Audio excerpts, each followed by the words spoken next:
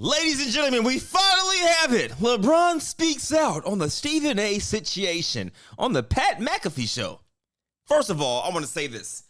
In 2025, I never thought we would get LeBron speaking on talk shows.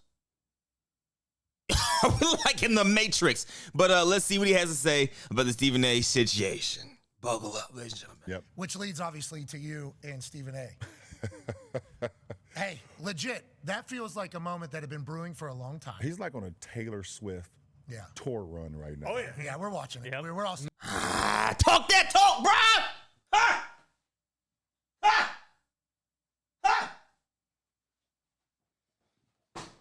I love the pettiness and trollingness right now because Stephen A. went on a world tour. Now, I will say, depending on what he says here, I definitely let me get the hands information ready. I definitely think that Stephen A. is going to go on a deluxe album tour, starting today, for sure. Mm-hmm. Oh yeah, you're seeing it as well. He literally it started off with, I didn't want to address it. Yeah, sure. I didn't want to address it. I wasn't going to address it, but since the video came out, I feel the need to address it. Yeah, you would be not to talk about it. Are you kidding me? If there's one person that could... Did Bron say motherfucker like that? Is that how he said it, though? Be not to talk about it. Oh, Bron, you got to add the motherfucker. Excuse my language. I feel the need to address it. Yeah, you would be not to talk about it. Are you kidding me? If there's one person that couldn't wait to the video to drop so you could address it, it's your ass. Like, seriously, it's... And like another, he completely like missed the whole point. The whole point. Never would I ever not. But wait, hold on, wait. I'm gonna rewind it for you guys. I'm just curious as to why the Pat McAfee show. It's a great show. I'm not saying like it's, you know what I'm saying, publicity wise, a lot of people watch it. But why the Pat McAfee show and why now? During the season. Bron don't just do shit to do shit. He's definitely thinking and plotting on something. I don't know what it is. At this point, though, Bron and Stephen A. should box. Yeah, squabble up. Yeah. No, that'd be OD, bro. Bron would destroy that, man. Never would I ever not allow people to talk about the sport, criticize players about what they do on the court. That is your job, to criticize. Fair. Or to... be in a position where, okay, if a guy's not performing, that is all part of the game. That's all part of the game. But when you take it and you get personal with it, it's my job to not only protect my damn household, but protect the players. And I think a lot of the media, including him, and I know he's gonna be happy as hell. He's going to be smiling from ear to ear when he hears me talking about it again. Oh, my God. He's going to get home and grab some ice cream out of the fucking freezer. Yeah, bro. Talk that shit, man. All these years, these analysts and these naysayers have been saying just ridiculous things about Bron. And now that Bron finally speaking up, they're going to take it personal. Like, oh, why are you coming at me now? Because, like, I know one person that's sick to his stomach, Skip Bayless. After all the years of hating on Bron, and Bron still hasn't acknowledged that man, but he acknowledged Stephen A., but he hasn't acknowledged Skip. I know Skip Bayless is turning over in his bed currently right now, sick to his mother effing stomach. And I love it. And his tighty whities on the couch. Talk that! I hope at some point you two do get a chance. But you're right. Dude, relax, bro. Like, what did Pat say? Whities on the couch. I hope at some point you two do get a chance. But you're right. Dude, like, relax, bro. Like, so Pat, relax. So Pat, like, seriously. Yep. So Pat's saying hopefully one day they can meet, and one day they will. But I will say, when they did meet in person, it was a different energy. I don't care about, this is my personal thing, okay? Yes, Stephen A. just signed $100 million. He just signed bro, congrats, man. Tip my hat, bro. That's setting the standard for people, you know what I'm saying, like us in the community. Like, I love it. But to say, oh, I just signed $100 million, I couldn't make a scene, and it was still a scene regardless. Now, you making a scene doesn't mean you got to punch, bro, but if you wanted to stand on 10, then people probably would have more respect. But the fact that you went on show after show after show to have a different energy than you did in person because you say you just signed $100 million, that just I don't rock with that. If you what you said on Gil's Arena, what you said on these other shows, you could have said directly to Bron in the moment, be like, nah, bro, like you know what I'm saying, like we could talk after, whatever the case may be. But you just kind of just sat there and sat down, then went on TV and said, yeah, I thought it was BS. I thought it was this and that and yada, yada. But I'm like, it was different energy in person when Bron actually confronted you. Because regardless of you saying there wasn't going to be a scene made, I mean, you didn't want to make a scene. The scene was already made. In the comments below, if you disagree with me, this isn't for you, okay? I'm speaking my piece, and if you agree with me, cool. If you don't, I don't care. But the scene was already made. Stand your ground then. That's my whole thing. And then he said this about... Well, first I'm gonna finish with the Stephen A. thing. So I think this. I'm actually gonna figure out what Stephen A. said. I know he went on air after this and had to say something because it's too fresh for him not to say something, especially if he has his own show too. So I'm really intrigued to see what he had to say. But for Bron to go on here and say and basically just troll Stephen A. the whole time, I love it, man. I love it. Bron is finally just out there saying, man, everybody, man, basically in layman terms, shut the fuck up. Excuse my language. And then he had this to say about Kyrie. You always know I'm intrigued to see what he has to say about him, man. You trying to tell me Giannis wouldn't be able to play an NBA game in the 70s? Hey, no cap. That nigga Giannis, he might average 60. Just saying. Giannis, Yeah, neither would you. Giannis Antetokounmpo would have 250 points in a game in the 70s.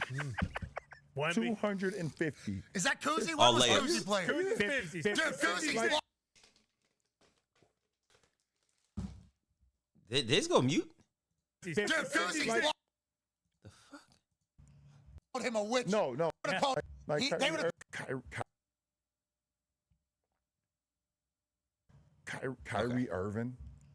They would have called him a witch. They would have called him a witch. No. They would have told Kyrie, you're not. You know how they used to tell Lou Alcindor at the time that he couldn't dunk in high school games? Yeah. They would have told Kyrie, you're not allowed to dribble anymore. Mm-hmm. That's what they would have told him. Which is a crazy fact, though. They'd be like, yeah, Kyrie, actually, bro, you got to sit in the corner, catch and shoot. Dribbling is out rude. They would have seen that. How tall are you? I'm 6'9". And how heavy are you? I'm give or take in between 215 to 280. I don't know. Depends on the day. Okay. Depends. 215 to 280? Bro, stop the cat. Bro, so there's a 60 pound weight differential depending on the that's OD, Bron. I don't know if you're giving my cookies or not. Yeah. Pat Riley called us. We're chipping too close to 280. LeBron, the Heatles are becoming a heavyweight battle. Yeah. Oh, Bron is trolling. Hold on, wait. I gotta find some more clips. Hold on. I gotta find some more clips. Oh! Let's see what they wait. Let's see what they got to say. Here's the problem with what LeBron James did. It's still disrespectful to the previous eras. Oh my God! But you be disrespected. The contradiction is crazy. Stephen A., you know what? I would love to have a face-to-face debate with you. Yeah. I would love to have a face-to-face debate with Stephen A. Oh! And there's no call for it. And so when he does what he does on that level, that's him, passive aggressively yet again, finding a way to take shots because inherently he has a problem with himself being compared to dudes from previous eras because folks talk about him. They talk about what he would have been. For example, he's not my GOAT. He's Shannon's GOAT. He might be yours or somebody else. He's not mine. Why do I say that? Because the road to prosperity that he had to travel, I believe going up against the old guard like Jordan and them, they would have stopped him before he learned how to win. I'm not talking about LeBron once he learned how to win. So just like the Pistons and the Celtics and them stopped Jordan from winning until they got or acquired, like they acquired Scottie Pippen. It's the same conversation, in my personal opinion. It's the same conversation. I'm talking about the LeBron that was absent prior to that person that showed up. And if you got to go up against a killer like Michael Jordan and others who would try to snatch your heart right out of your chest, I believe somebody like Jordan would have impeded his path. Nobody was going to impede Kobe. Nobody was going to impede MJ. Nobody was going to impede Duncan and people like that. But him, I Never mind. believe he would have been impeded, which is why I have Jordan there. The previous eras are what enables you to be who you are. We look at this industry, for example. What would we have been if it were not for Stuart Scott? Oh, What God would we rest his have soul, been, man. Doggy, if it were Goat. not for the Dick Vitales? Goats. What would we have been if we didn't have somebody like a Howard Cosell to lean on and to see what he brought? Every single era you point to has a previous era that paved the way. This is true. This is We true. didn't see a Giannis because a Giannis didn't exist. It had to, the game evolved, and as the game evolved, and whatever they put in the food and got dudes growing to be 7 feet and run like that or whatever, you saw that kind of capability. It didn't exist in the world in the 70s or the 60s in a lot of people's eyes. Fair enough. But when Doggy brings up Bill Walton, have you seen Bill Walton play? Hold on. When did Mad Dog get a beard? Damn. Did you see him in the 70s? Did you see his hops? Did you see I will say, comparative, like when you compare eras, it is really tough because you have to compare the era to the skill in that era, right? So if you talk about the 70s, you got to talk about the 70s skill and like how people were dominating that time with that skill set. Of course, the game's going to evolve and get better. That's just life in general. So I do agree. It is hard to compare, but it also is hard not to say like, damn, could you imagine Giannis in the 70s with the skill set he had? Could you imagine Kyrie? Could you imagine Bron? You know what I'm saying? Could you imagine Kobe? It's just like we can say these things, but it'll never happen. But it's just like as much as we can say, we have to compare the 80s and the 70s to their respective times. It's also hard for us not to say, could you imagine X, Y, and Z players in those eras? It's basketball is a comparison sport, and it'll always be. That's why the GOAT conversation will never die out, no matter how much people will say, I don't want to have the conversation. Because it's like, for me, the GOAT conversation is there's many of GOATs. It just depends on your preference. see his mobility? Did you see his athleticism before his feet gave way?